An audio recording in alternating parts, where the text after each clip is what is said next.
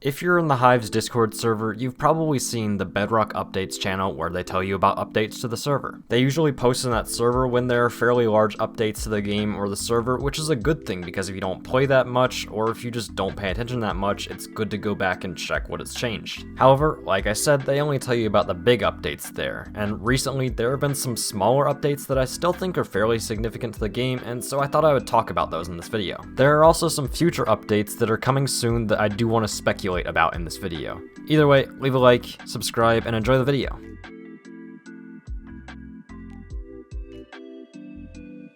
Okay, first, let's talk about the things that have actually been changed recently. One of those things being protection armor getting reworked. You may or may not know this, but I actually made a video detailing why Protection 1 armor was the most broken thing on the Hive about a month ago. That video got a lot of traction, and it seemed like the devs might have seen it and listened. Or, you know, maybe they might have listened to the community for the past 5 months and have been working on it for a while, and they've just decided to push out the changes now. Whatever floats your boat, I guess. But either way, Protection 1 armor is changed now on the Hive, and it isn't broken anymore. Armor damage values used to be wildly different between the Hive and vanilla Minecraft, but they're actually the same now. Like, I went and tested armor on both a vanilla world and on the Hive, and it works the exact same. This means that in Treasure Wars, putting on the Protection 1 iron chestplate actually makes you twice as vulnerable now. You'll die in half the amount of hits that diamond armor can take, which means that wearing a full set of diamond armor is the strat now. These armor changes also affect Protection 1 armor in Sky Wars, and literally make it worthless. This was already the case in vanilla Minecraft. Just having one piece of Protection 1 essentially does nothing to help protect you. Now that armor values on the Hive are changed to be the same in vanilla Minecraft, Protection 1 on the Hive isn't really useful anymore. I say isn't really because there is still one niche use that you can use it for, and that's not taking fire damage. If you have Protection 1 armor on in Sky Wars, you just don't take fire damage at all, but this is a known bug and I think it is going to be fixed soon. Either way, I think that Protection 1 being nerfed is a really good thing for the health of the game, honestly. People that didn't know how to abuse it more in Treasure Wars were probably losing to it a lot more just because they didn't know about it. And Sky Wars was sometimes just not fun because you would lose to someone with a Protection 1 helmet even when you were clearly winning the fight, but they just could tank more hits than you could. Now, another thing that's happened on the Hive recently that a lot of people don't know about is that there's been testing of a new game mode. That new game mode is called Sky Royale, and it's literally solo Sky Wars with 44 players in it. I got the opportunity to test this last week, and I recorded some footage, but I never actually used it for anything. I guess that'll be the background footage of this section of the video. Either way, Sky Royale is just an incredibly chaotic version of normal Sky Wars. One of the main gameplay differences of Sky Royale is the fact that the outer islands start blowing up as time goes on in the game. This ultimately forces players to the middle of the map where they kinda battle it out on a fairly small mid-island. The game itself, however, just plays like normal Sky Wars, but it's a little bit more rush heavy. It definitely helps to be cracked at PvP when playing this, because people are going to try and clean you at least early on in the game just because of how many people there are and the close proximity of everyone. My personal thoughts on the game are that it's pretty fun, but I don't think it would be a fun game to grind at all.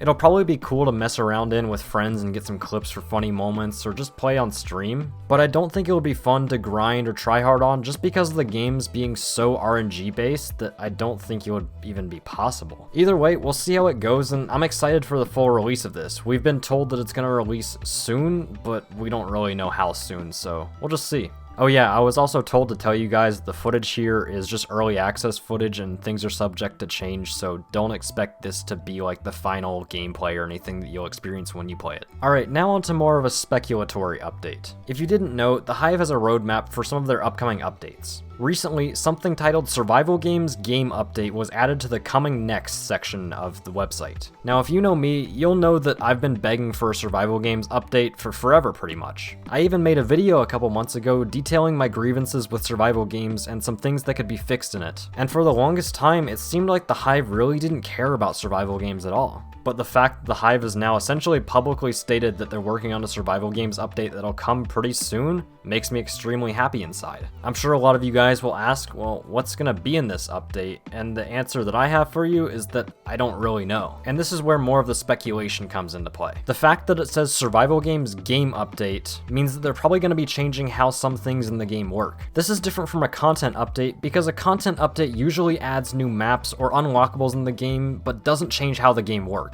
We know what a game update looks like because if you look at the website that shows their previous updates, you can see that there was a Treasure Wars update at the same time which added TNT and changed the prices of a couple of things in the shop. Now, knowing that we're getting a survival games game update means that we're probably going to see some game mechanics change in SG, maybe adding stuff like compasses. Or maybe they could change how the end game works, making it more difficult for people to camp, or just making it so that the games go faster in some way or another. This isn't to say that there won't be new maps in this update, and I wouldn't be surprised if there is a new map or two in this update, but I would assume that it's going to be more focused on gameplay and not as much about new content like maps. Also, all of what I just said is just wishful thinking, most of the points coming from the survival games video that I've already done. If you want to go watch that, you can check that out in the card in the top right. All I want to say to the Hive regarding this SG update is please don't mess it up. I love this game and I don't want it to go to waste like LBSG or literally any other SG server has done so far this year. Now, onto the final little known update of this video, which is going to be talking about Hive partners. Hive partners are people who make content on the Hive, and you'll see them with YT, streamer, or TikTok ranks. The TikTok rank was added in just the past month, and it had some absurdly low requirements to get. So low, in fact, that some people were allegedly botting to get to the TikTok rank, and were getting pretty close to it. The requirements for TikTok ranks were ultimately increased, which was something that I actually ended up saying on stream would happen literally 12 hours before it actually happened. I've said that I think Hive is going to